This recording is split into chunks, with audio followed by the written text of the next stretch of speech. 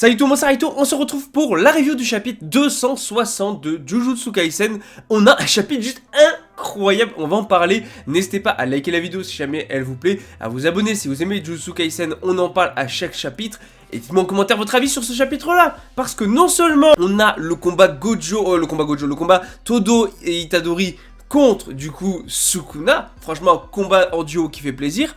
Mais en plus de ça, on a un potentiel retour de Gojo, et ça, il faut qu'on en parle. Alors déjà, on va commencer par parler de Todo, puisqu'on a un petit peu plus, en fait, d'informations sur le Boogie Woogie de Todo, et sur l'utilisation qu'il peut en faire, en fait, avec ce nouveau bras, puisque oui, il avait perdu, du coup, son bras gauche, et en fait, il a un nouvel outil qui s'appelle le Vibra Slap. Dans l'idée, en gros, avec, du coup, la sorte de boule en haut, il va taper sur une sorte de boîte en bois. Et quand il va taper sur la boîte en bois, on a en fait les dents en métal à l'intérieur en fait qui vont osciller directement. Et donc c'est avec ça qu'il va pouvoir lancer sa technique du Boogie Woogie. Et en fait c'est bien d'avoir un petit peu d'informations, de comprendre un petit peu mieux le fonctionnement finalement de sa technique avec ce bras là. Et d'avoir ces infos là, c'est trop cool d'avoir ça enfin. Donc on sait maintenant comment il peut utiliser son pouvoir.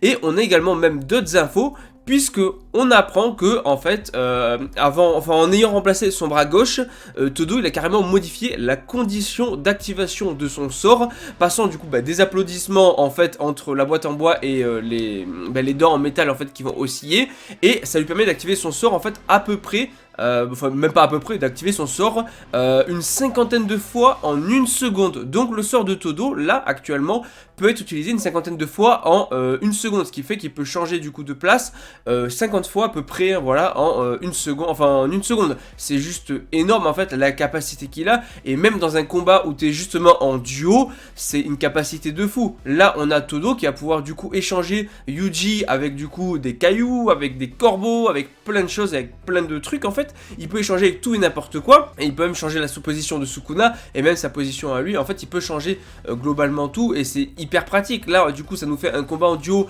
vachement sympa où les deux vont combattre. On a Todo qui va utiliser sa technique et tout, et qui va échanger encore et encore et encore leur corps, et même Sukuna va être désorienté parce qu'en fait c'est même pas quelque chose de prévisible. Tu ne peux pas en fait deviner ce qui va se passer, même Sukuna n'en est pas capable, et la seule chose qu'il peut faire Sukuna, c'est tenter de prévoir la prochaine action de Todo. Et c'est cool parce qu'on a quand même pas mal de combats du coup assez sympa avec Itadori qui va réussir à frapper Sukuna, même Todo va lui donner un bon coup de pied dans la tête et tout. Et en fait Todo justement, en faisant un serment qui a limité le nombre d'échanges proportionnellement du coup à l'oscillation de son Vibra Slap, donc le nouveau bras qu'il a, sa capacité forcément à échanger donc du coup avec plusieurs cibles, ça permet d'échanger plusieurs cibles, mais en plus de ça, sa portée a été étendue, a été agrandie, donc il a une portée beaucoup plus grande, ce qui fait que en fait son sort a été peaufiné avec l'aide forcément de Yuta dans l'arène du lac de Gosho.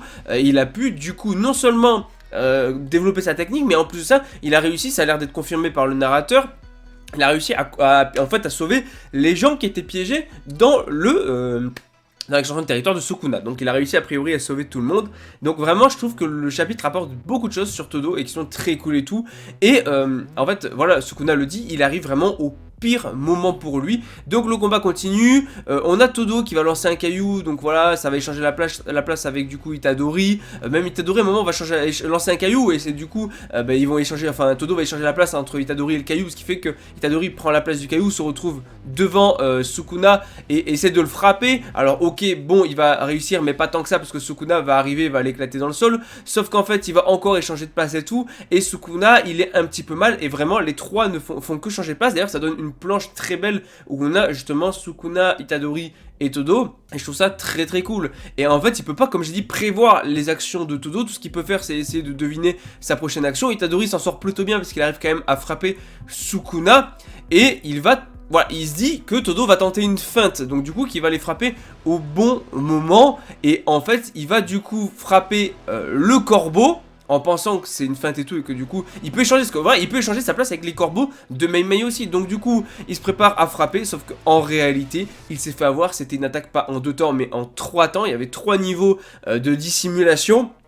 il n'a pas échangé en fait Itadori avec le corbeau, donc il a frappé le corbeau de Mei Mei, sauf que ce qu'il a pas vu venir c'est que du coup, comme il a pas échangé avec Itadori, Itadori est juste à côté, prêt à balancer, enfin pas prêt, il va balancer un rayon noir sur Sukuna, parce que du coup il s'est fait complètement avoir. En fait il s'attendait à une attaque en deux temps en mode Itadori là va l'échanger avec le corbeau, non, enfin Todo va l'échanger avec le corbeau, pas du tout, en fait Itadori n'a pas été échangé avec le corbeau, donc Sukuna il a frappé bêtement le corbeau, et Itadori lui a balancé un rayon noir dessus, et il a transpercer Sukuna. Sukuna a pris extrêmement cher ici dans ce combat et surtout face à Itadori. Itadori qu'il traitait d'insecte, de nuisible, de naze, de tout ce que tu veux. Il le disait, il était nul. Il lui disait qu'il était archi mauvais. Il lui disait qu'il valait rien, il avait rien à faire ici. C'est ce même Itadori qui vient de le transpercer avec un rayon noir et de le mettre à mal. Voilà. Et finalement, malgré l'incroyable puissance de Sukuna qui signifie qu'en fait son énergie occulte finalement égalise celle de Yuta et tout, en fait s'il rechargeait son sort épuisé, il serait capable d'utiliser l'extension du territoire autant de fois qu'il le souhaite. Et là il va tenter d'utiliser justement l'extension de territoire, et au moment où il va utiliser son extension de territoire, on a quelque chose qui apparaît un petit peu dans le brouillard, on voit pas trop, on a une ombre, et là le narrateur parle et dit la vision d'un homme qu'il avait enterré de ses propres mains, le fantôme du plus fort, et il y a marqué ses yeux ne trompent pas, qui justement est le plus fort qu'il a tué normalement, c'est Gojo, le fantôme du plus fort, qui sait qu'il a tué de ses mains, c'est Gojo. En plus ses yeux ne trompent pas, on nous parle des yeux, franchement tout est relié à Gojo. Maintenant, retour de Gojo,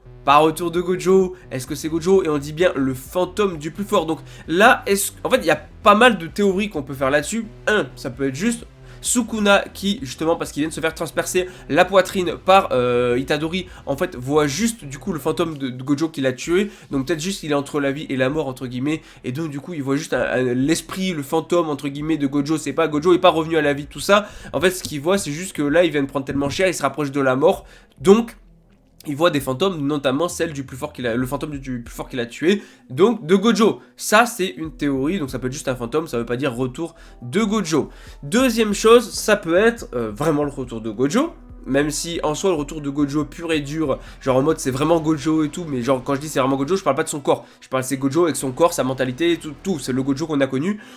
Ça me paraît un petit peu gros, faudra trouver une explication quand même là-dessus, j'y crois pas forcément. Il y a les théories forcément sur le fait que ce soit Kenjaku, mais après à quel moment Kenjaku aurait pu s'implanter dans Gojo, récupérer le corps de Gojo, puisque normalement il était mort Kenjaku. Après voilà, encore une fois, je voyais bien Kenjaku comme grand antagoniste, donc pourquoi pas, on peut se dire que c'est encore possible. Alors là aussi, bien sûr, Gege, il nous faudra un peu plus d'explications. Ou bien c'est autre chose qui a rien à voir. Il y a des gens qui parlaient du fait que c'était Nobara en réalité, puisqu'on voit son œil droit, enfin on voit pas trop ses yeux en fait justement. Et donc il y a des gens qui disaient en fait c'est qu'un fantôme, mais peut-être que du coup elle a hérité de, enfin Nobara est encore en vie, a hérité du pouvoir de Gojo, enfin pas vraiment du pouvoir de Gojo, mais entre guillemets c'est l'héritière de Gojo, enfin t'as compris, hein, pas héritière de sang, ce que tu veux, mais dans la volonté on va dire. Je sais pas, il y a des théories sur ça, vraiment je vous jure, j'ai vu plein de théories aussi sur Nobara, j'ai vu des gens parler de Yuta aussi, je sais plus trop ce qu'il disait là-dessus. Maintenant, on a un chapitre qui est complètement fou, et maintenant il reste la vraie question de ce fantôme, mais qui est-ce que c'est en réalité? Franchement, je sais pas, on verra, est-ce que c'est Gojo, pas Gojo, pourquoi? Voilà, j'ai fait quelques théories et tout. Si vous avez d'autres théories justement sur le retour de Gojo, allez-y, les commentaires c'est fait pour ça. Peut-être même s'il y a pas mal de théories, pourquoi pas en faire une petite vidéo. Donc allez-y, lâchez-vous en commentaire. Voilà. Et franchement, chapitre de Jujutsu Kaisen incroyable et vivement la suite.